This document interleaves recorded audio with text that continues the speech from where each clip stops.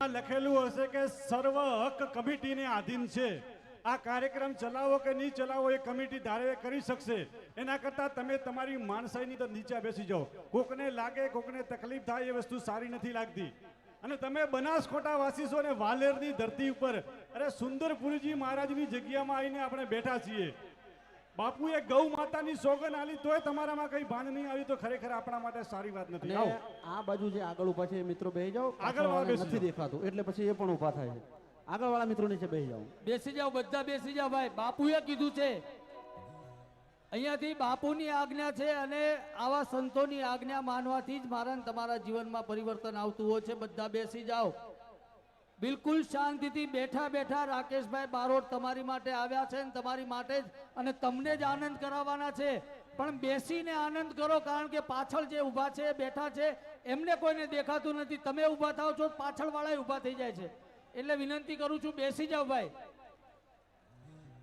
રાકેશભાઈ બારોટ એમ કહેતા હતા કે બનાસકાંઠો એટલે સાહેબ આખા ભારત દેશમાં એક અલગ તરી આવે એવા માણસો છે. અને એ આપણે સાબિત કરવાનું છે કે બનાસકાંઠાના માણસો કેટલા સજ્જન છે. દરેકને વિનંતી છે, બેસી જાઓ. વાહ.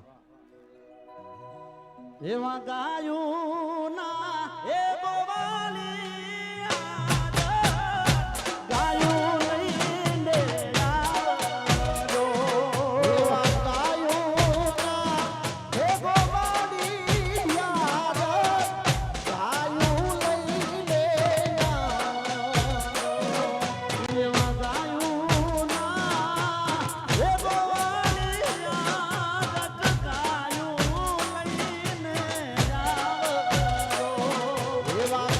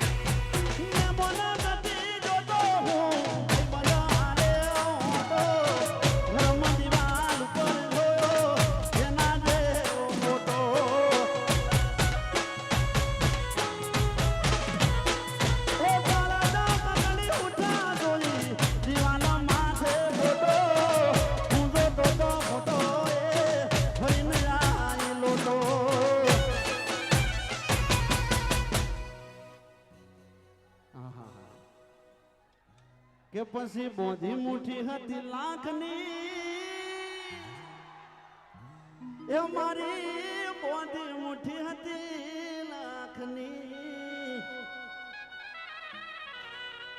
એ ખુલ્લી મુઠી ને ખબર પડી થઈ જઈએ તો કાકની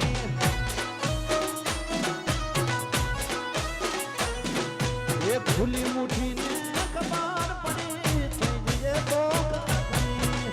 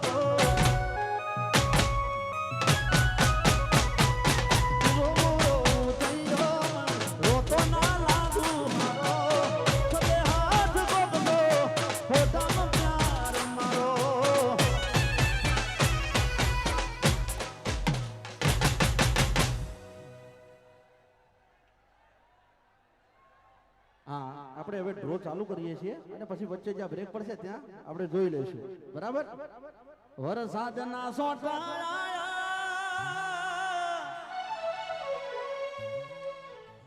વાહ